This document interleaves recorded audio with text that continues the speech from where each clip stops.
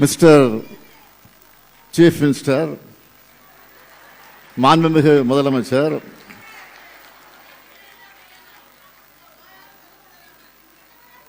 Karur CBI வழக்கிலிருந்து தப்பிக்கத்தானே நீங்க டெல்லிக்கு போனீங்களா? பாஜகவை உறுதியா விமர்சிச்சு பேசினா உங்க ஆட்சிக்கு ஆபத்து வந்துடுன்னு பேசவே பயப்படுறீங்களா?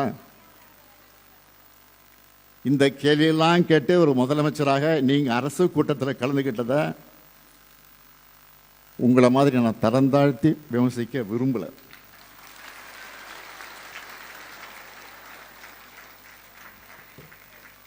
மும்மொழி கொள்கையை அமல்படுத்த அதை மறுத்த காரணத்துக்காக தமிழ்நாட்டுக்கான கல்வி நிதியை ஒன்றிய பாஜக அரசு விடுவிக்காம பிளாக்மெயில் பண்ணாங்க. திமுக அரசு அதை எதிர்த்து போராடணும். அதில் கூட இப்போ இருக்கிற முதலமைச்சர் என்ன சொன்னார்? பாஜக அரசை கண்டிக்காம கொடுப்பது அவங்க கடமை, வாங்கிறது இவங்க உரிமை. ஆனால் பாசிசமும் பாயாசமும் எல்கேஜி யூகேஜி பசங்க மாதிரி சண்டை போடுறாங்கன்னு நக்கல் நையாண்டி பண்ணீங்கள. இப்போ நீங்க மட்டும் என்ன பண்ணிட்டு வந்திருக்கீங்க? நிபந்தனைகள் இல்லாமல் நிதியை கொடுக்கணும்னு தான் நீங்கள் கேட்டிருக்கீங்க. இப்படித்தான் செய்ய முடியும். ஏன்னா இது சினிமா இல்லை, ஆட்சி நிர்வாகம். அதனால் புரிஞ்சுக்க. மாநில உரிமைகள் சார்ந்த எதுவாக இருந்தாலும், மாநில உரிமைகள் சார்ந்த உரிமைகள் எதுவாக இருந்தாலும் திராவிட மாடல் அரசு போட்டு தந்த ப்ளூ பிரிண்ட் படிதான் யாராக இருந்தாலும் செயல்பட முடியும். சொல்லப்போனால் இந்தியாவுடைய 2வது பெரிய பொருளாதாரம் தமிழ்நாடு. பெண்கள் அதிகம் தொழிற்சாலைகளை பணிபுரியக்கூடிய மாநிலம் தமிழ்நாடு. நம் மாணவர்களுக்கு நீட் விலக்கென திமுக அரசோட பாலிசி நோட் மாதிரி தான் முதலமைச்சருடைய மொத்த பேச்சும் இருந்துச்சு. ஈயடிச்சாங்க காப்பியாக இருந்தால் நல்லா இருக்காதுன்னு 2030க்குள்ள $1 டிரில்லியன் பொருளாதாரம்னு நான் சொன்னதை மட்டும் 2036க்குள் $1.5 டிரில்லியன் அப்படின்னு கொஞ்சமாக பட்டி பார்ப்பாங்களா, காரில் பட்டி பார்க்குற மாதிரி முதலமைச்சர் பேசிட்டு இருந்திருக்கிறார். இருந்தாலும் அதுக்காக என்னுடைய வாழ்த்துக்கள். மிஸ்டர் சீஃப் மினிஸ்டர், உங்களுக்கு நன்றி. சாரி, மாண்புமிகு முதலமைச்சர் அவருக்கு.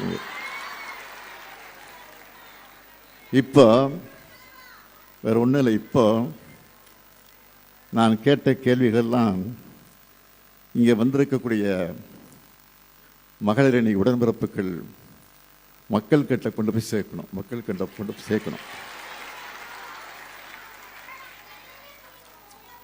நம்மை நம்பி 1,55,00,000 பேர் வாக்களிச்சிருக்கிறாங்க. அவங்களுடைய நம்பிக்கை காப்பாற்றணும். எனவே விழிப்புணர்வு ஏற்படுத்தினா மட்டும் போதாது. லட்சக்கணக்கான இளம்பெண்களை திமுகவை நோக்கி ஈர்த்து வரணும். அது மாதிரி நம்ம செயல்பாடுகள் இருக்கணும். நம்மக்கிட்ட வரலாறு இருக்கு, கொள்கை இருக்கு, சாதனை இருக்கு, எதிர்காலத்துக்கு தேவையான தொலைநோக்கு பார்வை இருக்கு. இது எல்லாத்தையும் அவங்களுக்கு புரிகிற மாதிரி சொல்லுங்க. புரிஞ்சிக்க ஆரம்பிச்சா நிச்சயம் அவங்க திமுகவை நோக்கி தான் வருவாங்க. அதுக்கான பொறுப்பும் கடமையும் மகளிர் அணியாக இருக்கக்கூடிய உங்ககிட்ட தான் இருக்கு. நம்முடைய இயக்கம் அறிவு இயக்கம் என்பதை காட்டுங்க. எல்லோரையும் நம்ம இயக்கத்தை நோக்கி அழைச்சிட்டு வாங்க. தலைவர் கலைஞர் தான் சொல்லுவார் அடிக்கடி, கட்சி என்பது தலை, ஆட்சி என்பது கிரீடம். தலை இருந்தால் கிரீடத்தை எப்போ வேணுமானாலும் வச்சுக்கலாம். ஆனால் கிரீடத்தை மட்டும் வச்சுக்கிட்டு தலையை தேட முடியாது. இப்போ நாம் தலையை பலப்படுத்துகிற பணிகளை தொடங்கி இருக்கோம். நம்முடைய பலம் நம்முடைய கட்சியினுடைய அமைப்பு முறை. அதனால தான் இந்த கருணாநிதியின் வாழ்க்கையே முடிஞ்சாலும் திமுகவின் வாழ்க்கை முடியாது தலைவர் கலைஞர் சொன்னார். திமுகவின் பயணம் தொடர உங்களுடைய உழைப்பை கொடுங்க கொடுங்க கொடுங்கன்னு இன்னும் சொல்கிறேன். நான் எப்பொழுதும் உங்களுக்கு அண்ணனாக, தம்பியாக,